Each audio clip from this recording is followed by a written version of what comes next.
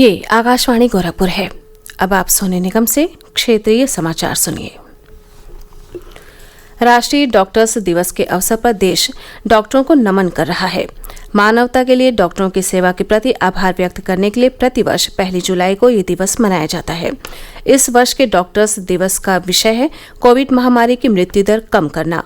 जाने माने चिकित्सक और पश्चिम बंगाल के पूर्व मुख्यमंत्री डॉक्टर विधान चंद्र राय की जयंती डॉक्टर दिवस के रूप में मनाई जाती है। उपराष्ट्रपति एम वेंकैया नायडू, प्रधानमंत्री नरेंद्र मोदी, गृह मंत्री अमित शाह और सूचना तथा प्रसारण मंत्री प्रकाश जावड़ेकर ने डॉक्टर दिवस पर डॉक्टरों को शुभकामनाएं दी हैं। उपराष्ट्रपति ने डॉक्टर विधान चंद्र राय को श्रद्धांजलि अर्पित करते हुए एक ट्वीट में कहा कि डॉक्टर बीसी राय ने भारत में चिकित्सा क्षेत्र के विकास में अमूल्य योगदान दिया। प्रधानमंत्री ने कहा है कि देश कोविड-19 के खिलाफ लड़ाई में अग्रिम पंक्ति में खड़े डॉक्टरों की प्रशंसा करता है। डॉक्टर दिवस पर एक ट्वीट में श्री मोदी ने कहा कि संकट के इस काल में डॉक्टर और नर्सें ईश्वर का रूप है। उन्होंने कहा कि माँ बच्चे को एक बार जन्म देती है, लेकिन डॉक्टर कई बार जिंदगी देता है। श्री मोदी ने कहा कि डॉक्टर लोगों की जान बचाते हैं और हम कभी भी उनका कर्ज नहीं चुका सकते। उन्होंने कहा कि ये हर नागरिक का कर्तव्य है कि देश के लिए अपनी सेवाएं देने वालों का सम्मान करें। गृहमंत्री ने डॉक्टरों को शुभकामनाएं दी हैं।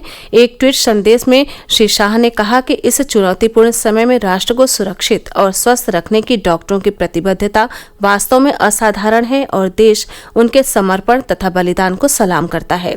सूचना और प्रसारण मंत्री ने एक ट्वीट में कोविड-19 महामारी के खिलाफ लड़ाई में दिन रात अपनी सेवाएं देने वाले डॉक्टरों की सराहना की है। उन्होंने लोगों का जीवन बचाने में अमूल्य योगदान के लिए संपूर्ण स्वास्थ्य कर्मियों का आभार प्रकट किया। प्रधानमंत्री नरेंद्र मोदी ने देश भर में 80 करोड़ लोगों को अगले 5 महीने तक मुफ्त राशन देने की घोषणा की। कल शाम राष्ट्र को संबोधित करते हुए श्री मोदी ने कहा कि प्रधानमंत्री गरीब कल्याण अन्न योजना का इस साल नवंबर तक विस्तार कर दिया गया है।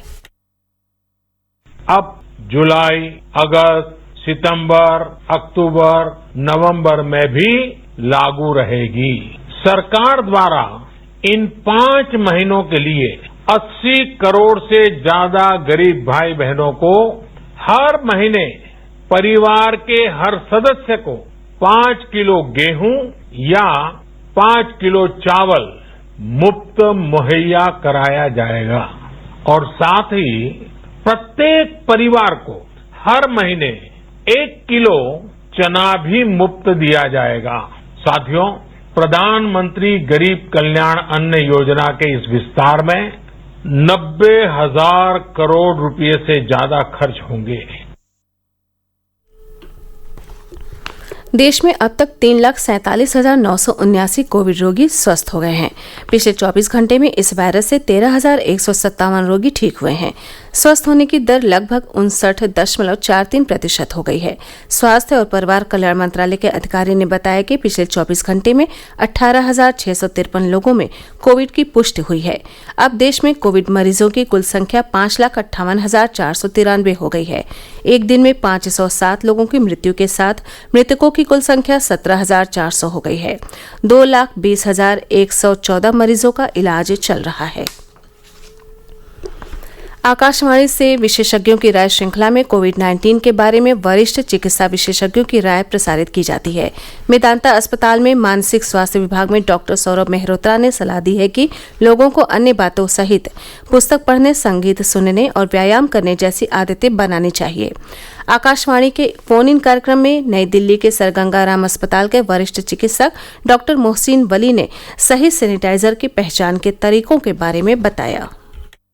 सैनिटाइजर को हाथ पे लगाइए। अगर उस सैनिटाइजर में आपको ये आभास हो कि वाष्प बन के उड़ गया और मेरा हाथ सूख गया, वो सैनिटाइजर तो है कामयाब और असली। और अगर आपके हाथ पे पानी जैसा आने लगे, वो सैनिटाइजर है पानी मिला हुआ और नकली। बहुत मोटी सी पहचान है। उसके रंग पे मत जाइए, गाढ़ेपन पे मत जाइए, वो जेल है या लिक्विड है उस पे मत जाइए, कितना नीला ज्यादा है कितना कम नीला है इस पे मत जाइए, कैसी बढ़िया बोतल में इस पे मत जाइए। आप उसको छिड़किए, अगर हाथ पे वो वाष्प बनकर उड़ जाए इसका मतलब उसमें सही मात्रा में अल्कोहल है।